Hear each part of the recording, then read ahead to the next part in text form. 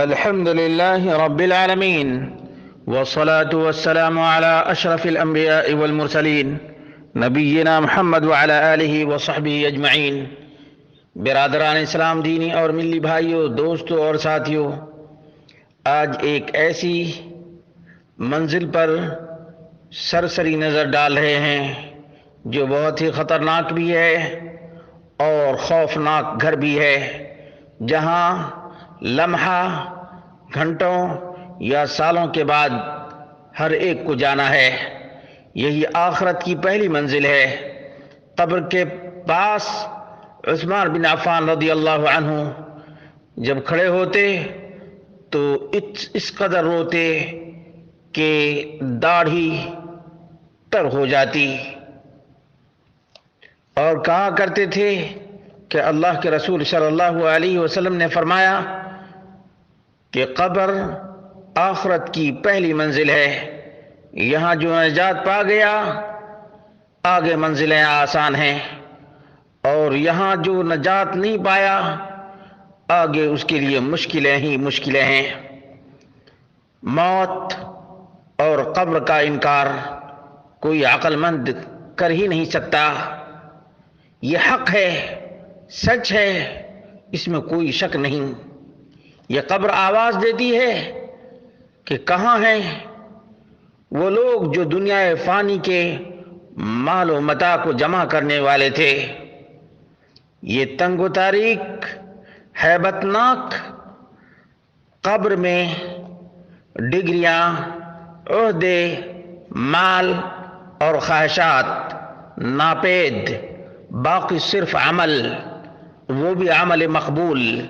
نبی مکرم صلی اللہ علیہ وسلم نے فرمایا کہ قبر تک انسان کے ساتھ تین چیزیں جاتی ہیں: اہل و عیال، مال و متاع اور عمل۔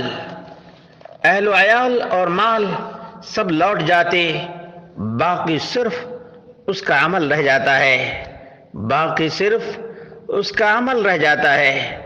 میرے بھائیوں، ایمان کے ارکان میں سے ہے آخرت پر ایمان، اور آخرت کے ایمان کا مطلب آخرت کی پہلی منزل پر ایمان، عذاب قبر پر، قبر کے فتنے پر اور اس کے عذاب پر ہمارا ایمان ہے۔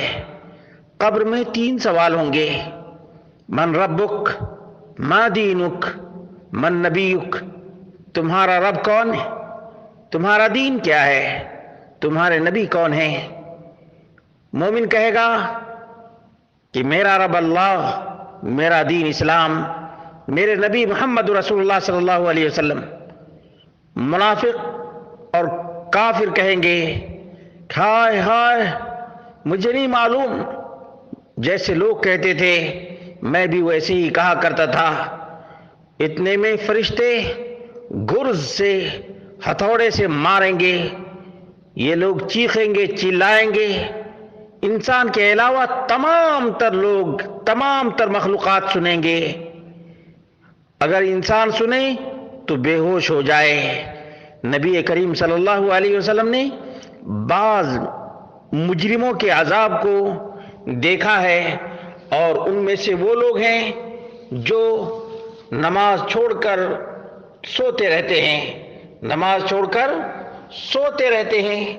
ان کو بھی اللہ کے رسول صلی اللہ علیہ وسلم نے دیکھا کہ ان کا سر کچلا جا رہا ہے۔ اسی طرح سے زانیوں کو دیکھا کہ تنور میں یہ سب کے سب اکٹھے ہیں اور آگ ان سب کو جھلسا رہی ہے۔ سود خوروں کو بھی اللہ کے رسول صلی اللہ علیہ وسلم نے دیکھا، یہ خون کی طرح ندی میں تیر رہے ہیں، انہیں پتھر سے مارا جا رہا ہے، جیسے ہی سر نیچا کرتا ویسے اور پتھر مارا جاتا۔ اسی طرح سے ان لوگوں کو بھی اللہ کے رسول صلی اللہ علیہ وسلم نے دیکھا۔ آپ کو یہ سب دکھایا گیا تاکہ آپ امت کو بتا دیں۔ جو لوگ غیبت کرتے رہتے ہیں وہ پیتل کے ناخن سے اپنے آپ کو نوچ رہے ہوں گے، اور اسی طرح سے نبی مکرم صلی اللہ علیہ وسلم نے عذاب قبر سے بچنے کے اسباب کو بھی ذکر کیا ہے۔ سب سے اہم چیز یہ ہے کہ توحید پر آدمی عمل پیرا ہو، شرک سے بیزار ہو، اللہ رب العالمین کی وحدانیت میں کسی کو ساجی نہ بنائے، واجبات کو ادا کرے اور حرام چیزوں سے دور رہے، اور اگر کسی آدمی کا حق ہو تو اس حق کو ادا کرے، اور اپنے آپ کو گناہوں میں لت پت نہ کرے، بلکہ توبہ کے پانی سے اپنے آپ کو صاف کر لے۔ ان اللہ یحب التوابین ویحب المتطہرین۔ میرے بھائیو، اللہ کے رسول صلی اللہ علیہ وسلم ہمیشہ ہی اللہم انی اعوذ بک من عذاب القبر کہا کرتے تھے۔ ہمیں بھی چاہیے کہ قبر کے عذاب سے اللہ کی پناہ طلب کریں۔ اللہ تبارک و تعالیٰ سے دعا ہے کہ اللہ رب العالمین ہم سب کو قبر کے عذاب سے اور آخرت کے عذاب سے بچائے، دنیا میں جب تک رکھے اپنی موت کو یاد کرتے رہنے کی توفیق عطا فرمائے، تاکہ دنیا میں نیک و کار کی زندگی گزار سکیں، بدعمالیوں سے توبہ کر سکیں۔ دنیا ایک دن چھوڑنا ہے، آخرت کا لاسٹ سہارا ہے، اس لیے میرے بھائیوں دنیا کو فانی سمجھو، آخرت ہی باقی ہے۔ اللہ رب العالمین ہی توفیق دینے والا ہے اور اللہ رب العالمین ہی نجات دینے والا ہے۔